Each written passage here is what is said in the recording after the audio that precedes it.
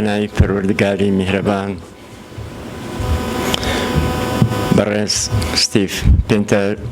کۆنسڵی گشتی ویلایەتە یەکگرتووەکانی ئەمریکا لە هەولێر، بەڕێز کۆلۆنێل گاڤن ڕایز ڕایشکاری باڵا و بەرپرسی ئۆفیسی هاوکاری ئاسایش لە قونسڵخانەی گشتی هەولێر،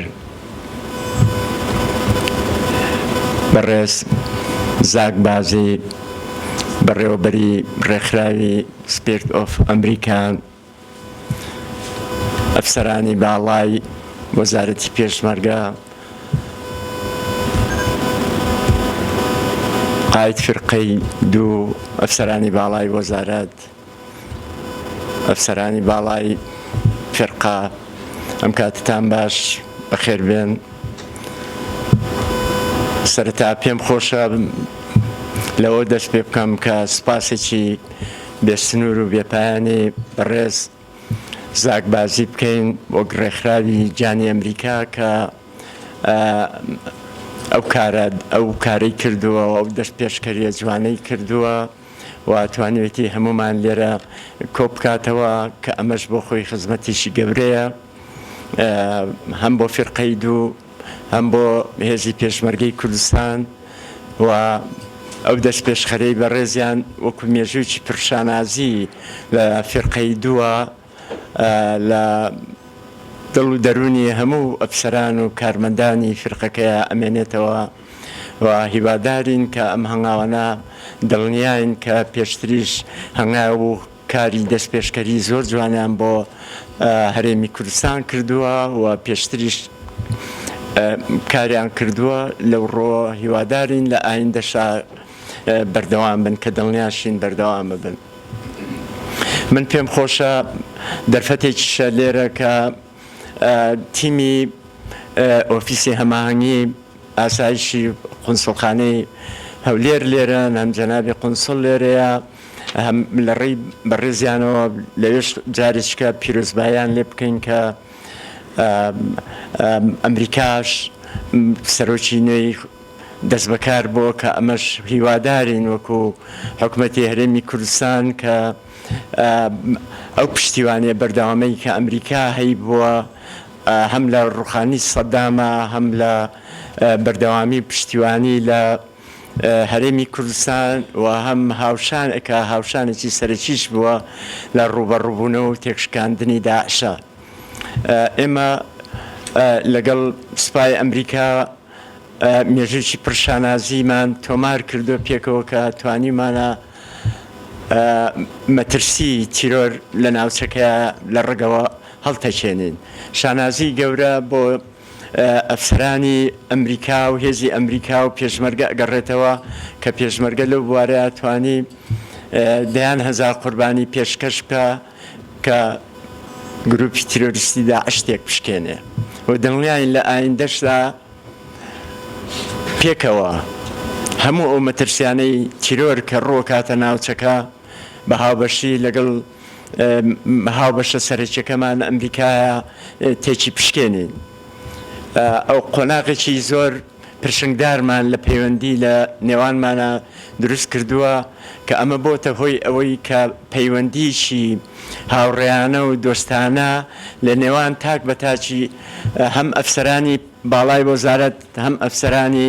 ئەمریکا دروست بێ. لە قۆناغی ئەم چەندین ساڵی ڕابردووە دەیان و سەدان و هەزاران ئەفسەر و کارمەندی باڵای و دیبلۆماسی ئەمریکی سەردانی کوردستانیان کردو ماونەتەوە، هەموو ئەوانەی کە ئەو فترانە لەگەڵ پێشمەرگەیان ماونەتەوە و بەشدار بوون لە هاوبەش بوون لەگەڵیانە بۆ خۆیان مێژوویان تۆمار کردووە کە بوونەتە هاوڕێ و پشتیوانێکی سەرەکی بۆ ئێمە جێی شانازیە کە ئێستا لە ئەمریکایە سەدان ئەگەر هەزارانیش دۆست و هاوڕێ و پشتیوان لە دیبلۆماس و ئەفسەری باڵا و کارمەندی باڵا بۆ وەزارەتی پێشمەرگە و بۆ خەڵقی کوردستان هەیە کە ئەمە بە هیچ نرخێک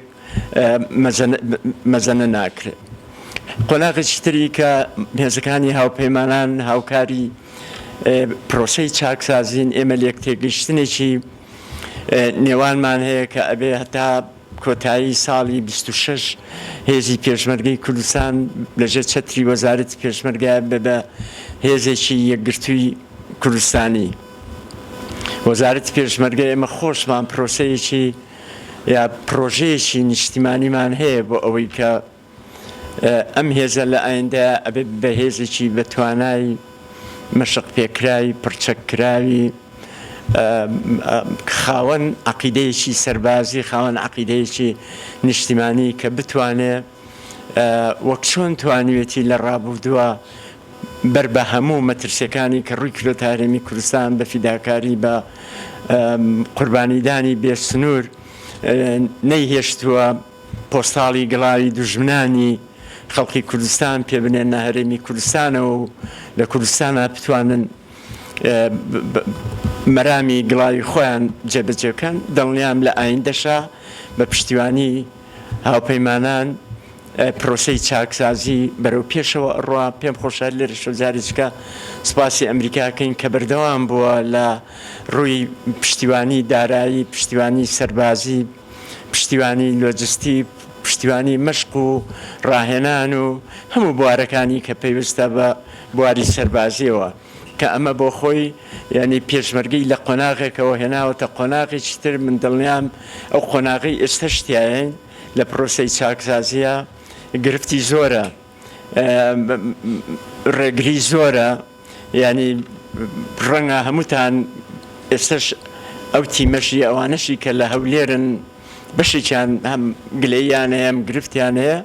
بەڵام ئیتر خۆی ئەمەیە پرۆسەی چاکسازی وەکو ینی چارەسەرێکی ئەوەیە چەقۆ و مەقەست بەکاربێنی بێگومان چاکسازی بۆ خۆی ئازار بە زۆر لا ئەکا، بەڵام لە نیچەیە گەلی کوردستان و هێزی پێشمەرگە ئیباتەوە. ڕەنگە لە پرۆسەی چاکسازیە زەرر بەر من بکەوێ یا بەر قاید فرقە بکەوێ یا بەر سەرۆکی ئەرکان بکەوێ یا بەر هەر ئەفسەرێکی باڵا لە وەزارەت یا لە دەرەوەی وەزارەتی پێشمەرگە زەرری بەرکەوێ لە پرۆسەی چاکسازیە،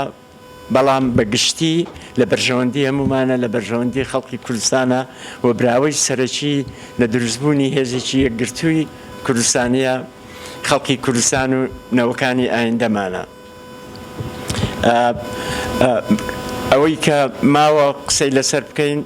ئەوەیە کە جارێککە سوپاسی بەڕێز بزاک بکەین بۆ ئەو هیمەتەوە بۆ ئەو جوامێریەی هیوادارین بەردەوام بێ. جارێککەش بە خێرهاتنی جەنابی قونسڵ و بەڕێزیان و ئەو خاتونانەش کە لە تیمی هەماهەنگی ئاسایشی